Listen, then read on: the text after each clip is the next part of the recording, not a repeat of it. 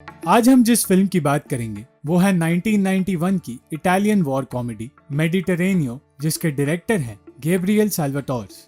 इस फिल्म को 1992 के ऑस्कर्स में बेस्ट फॉरेन लैंग्वेज फिल्म का अवार्ड मिला था।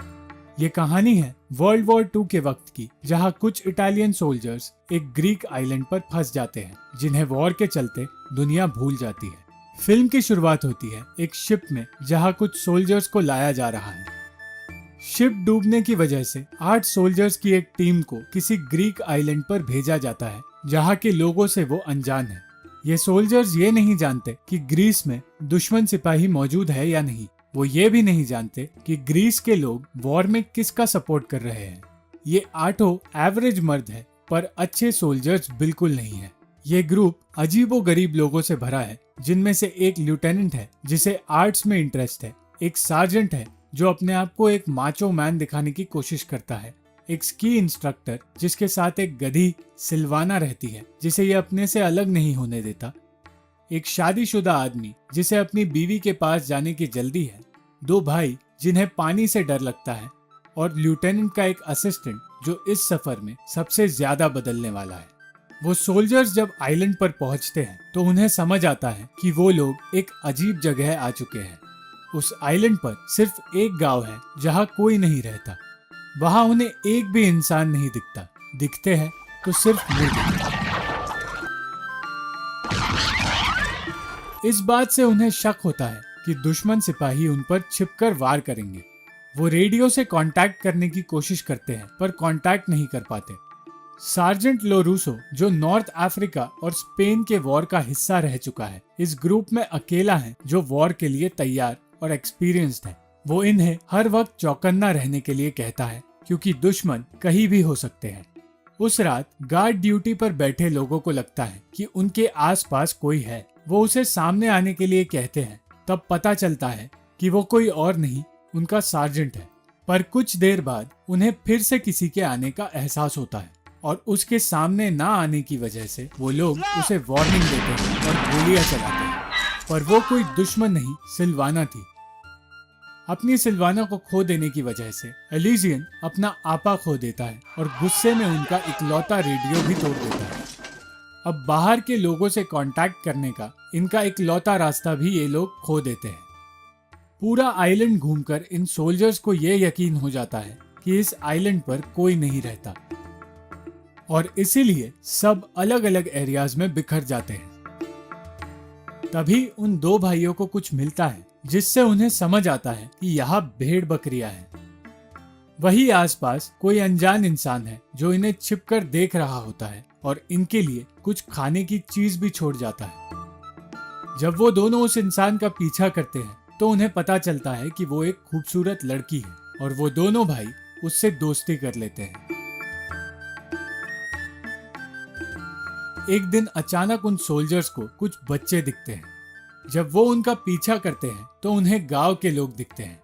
जो जगह पूरी तरह से खाली थी, आज अचानक वहां गांव के सारे लोग दिख रहे हैं, मानो जैसे कोई जादुई तरीके से ये लोग इनविजिबल हो गए थे। मगर इस गांव में सिर्फ बच्चे, बूढ़े और औरतें हैं, कोई यंग आदमी नहीं है। ये सोल्जर्स गांव के लोगों से बात करने की कोशिश करते हैं, ये जानने के लिए कि उस गांव के मर्द कहाँ हैं, पर वो एक दूसरे की बात समझ नहीं पाते। आखिरकार उन्हें एक बूढ़ी औरत मिलती है जो उन्हें जवाब देने की बजाय एक टमाटर देती है और कहती है कि उसके पापा से बात करें। पापा यानी चर्च के फादर। चर्च पहुंचकर उन्हें वो फादर मिलते हैं जो इटालियन भाषा जानते हैं।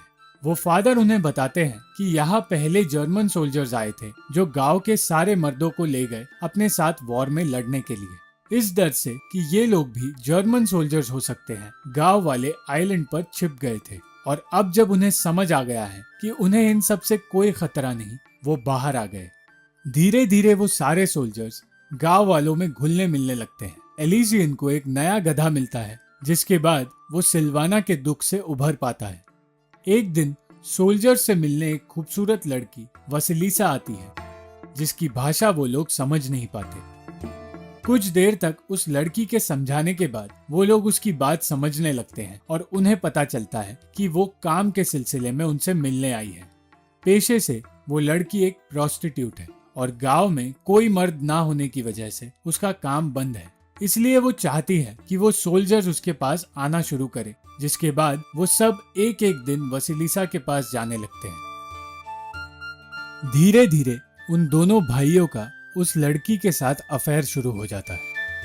लेफ्टिनेंट के असिस्टेंट को वसीलिसा से धीरे धीरे प्यार होने लगता है और वो उससे पूछता है कि वो इस पेशे में क्यों है, जिसके बाद वसीलिसा उसे बताती है कि उसकी माँ, उसकी नानी और उसके परिवार की हर औरतें इस पेशे में थी, इसीलिए उसे भी इस पेशे में आना पड़ा।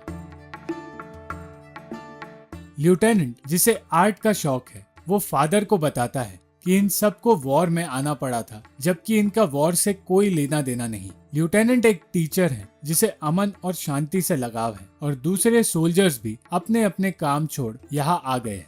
फादर के कहने पर लेफ्टिनेंट चर्च की पेंटिंग करने लगता है क्योंकि चर्च का रंग भी उड़ चुका है। वो दोनों भाई जो पानी से डरते थे, उस लड़की से दोस्ती कर स्विमिंग करने लगते हैं और अपना डर दूर करते हैं।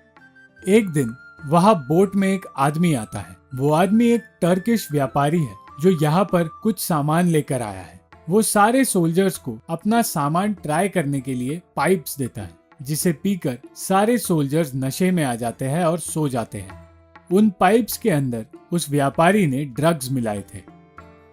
सुबह होते ही मौका देखकर वो व्यापारी सारे हथियार और सोल्जर्स का सामान चुराकर वहां से भागने लगता है। तभी उसे अपनी बोट में एक सोल्जर छिपा हुआ मिलता है जिसे अपनी बीवी के पास वापस जाना है, पर वो व्यापारी उसे बाहर निकालकर भाग जाता है। गांव के लोग उन सोल्जर्स को खुद के छिपाए हुए हथियार दे देते हैं क्योंकि वो उन पर पूरी तरह से भरोसा करते हैं। कुछ वक्त बाद अब ये सोल्जर्स गांव वालों के और करीब आ जाते हैं।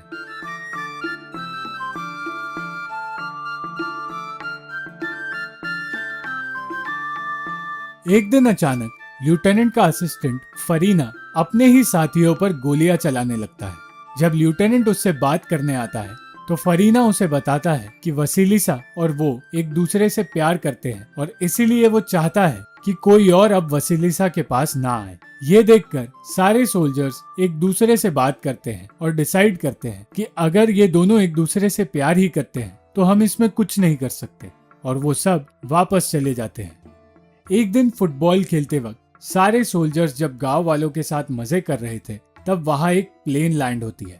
सारे गांव वाले डर के वहां से भागने लगते हैं, पर फिर पता चलता है कि ये एक इटालियन सोल्जर की प्लेन है। वो सोल्जर इन्हें बताता है कि अमेरिकन अब वॉर में शामिल हो गए हैं और ब्रिटिशर्स की इटालियंस के साथ दोस्ती हो गई है, और तब इन्हें ये बताया जाता है कि इस आइलैंड पर उन सोल्जर्स को आए 3 साल हो चुके हैं। इस बात से वो सारे सोल्जर्स हैरान हो जाते हैं क्योंकि उन्हें वक्त का पता ही नहीं चला, और उन्हें इस बात का दुख भी होता है कि इटली उन्हें भूल चुका है। कुछ देर बाद अपना प्लेन ठीक करके वो सोल्जर वहां से चला जाता है। इटली ने वॉर में सरेंडर कर दिया है और इटली के लिए वॉर अब खत्म हो गया है, पर इस बात से इन सोल्जर्स को कोई फर्क नहीं पड़ता क्योंकि अब उन्होंने अपनी दुनिया यही बसा ली है। ना तो बाहरी कम्युनिकेशंस है और ना ही वो लोग यहाँ से निकलने वाले हैं। अब लेफ्टिनेंट का असिस्टेंट और वसीलिसा एक दूसरे से प्यार करने लगे हैं और शादी करने वाले हैं, इसलिए वो यहाँ से निकलना भी नहीं चाहता। उन दोनों की शादी हो जाती है और वो सोल्जर जिसे अकेले रहना पसंद था, उसे भी एक औरत में प्यार मिल जाता है। रात को शादी के सेलिब्रेशन में सार्जेंट का सबसे करीबी दोस्त उसे बताता है कि वो गे है और उसे सार्जेंट से प्यार हो गया है। लोरूसो, जो स्ट्रिक्ट रूल्स फॉलो करता था और मानता था कि होमोसेक्सुअलिटी एक पाप है, अब वो ये समझ नहीं पा रहा कि अपने दोस्त के इस कन्फेशन पर वो कैसे रिएक्ट करे। अगले दिन वो सोल्जर जिसे अपनी बीवी के पास जाना था, एक बोट मिलने पर वहां से भाग निकलता है, और वो कहते हैं ना, हर अच्छी चीज का अंत होना है। इन सोल्जर्स के लिए भी वो अंत आ जाता है। एक ब्रिटिश नेवी शिप इस आइलैंड पर आती है इन सारे सोल्जर्स को घर वापस ले जाने, और इस गांव के वो मर्द जिन्हें जर्मन सोल्जर्स ले गए थे, वो भी लौट आते हैं। ये जगह जहां इन्होंने अपनी दुनिया बसा ली थी, आज इन्हें ये जगह छोड़नी पड़ रही है। पर एक इंसान यहाँ से जाने को तैयार नहीं था। वसिलिसा के साथ अपनी दुनिया बसाकर वो यही रहना चाहता था, क्योंकि इटली में उसका कोई इंतजार नहीं कर रहा। लोरूसो उसे समझाता है कि इटली को उनकी जरूरत है, वो इटली को फिर से बनाएंगे, और वो कहता है कि वॉर के बाद इटली पूरी तरह बदल चुका है। पर वो असिस्टेंट नहीं मानता। वो वसिलिसा के साथ एक रेस्टोरेंट बनाना चाहता है और वही रहना चाहता है। आखिरकार उसे छोड़ सारे सोल्जर्स बोट पर चले जाते हैं। ब्रिटिश सोल्जर्स के सामने जिद कर वो आदमी अपने साथ उस गधे को भी बोट पर ले आता है। फिल्म के अंत में कई सालों बाद लेफ्टिनेंट, जो कि अब एक बूढ़ा आदमी है, लौटकर उसी आइलैंड पर वापस आता है। वो आइलैंड जो कभी वीरान हुआ करता था, आज एक टूरिस्ट स्पॉट बन चुका है। लेफ्टिनेंट उस चर्च में जाता है जो आज पुराना और वीरान हो चुका है। घूमते हुए उसे वो रेस्टोरेंट मिलता है जो वसिलिसा और उसके असिस्टेंट ने बनाया था, और वहां वो मिलता है अपने पुराने साथी से। वो दोनों एक दूसरे को देखकर इमोशनल हो जाते हैं, और फिर वो लेफ्टिनेंट को किसी और से मिलाने ले जाता है। लोरूसो, जो इटली में रहकर इटली को आबाद करना चाहता था, वो आइलैंड पर लौट आया था, क्योंकि इटली ने उसे वो प्यार कभी नहीं दिया जो वो हमेशा से चाहता था। लोरूसो हमेशा सोचता था कि वॉर के बाद इटली पूरी तरह से बदल जाएगी, पर इटली बिल्कुल नहीं बदली। वो तीनों साथ बैठकर अपनी यादों के बारे में बातें करते हैं, और यहाँ ये फिल्म खत्म हो जाती है। ये फिल्म भले ही एक कॉमेडी वॉर फिल्म हो, पर इसमें कई सारे मैसेजेस थे।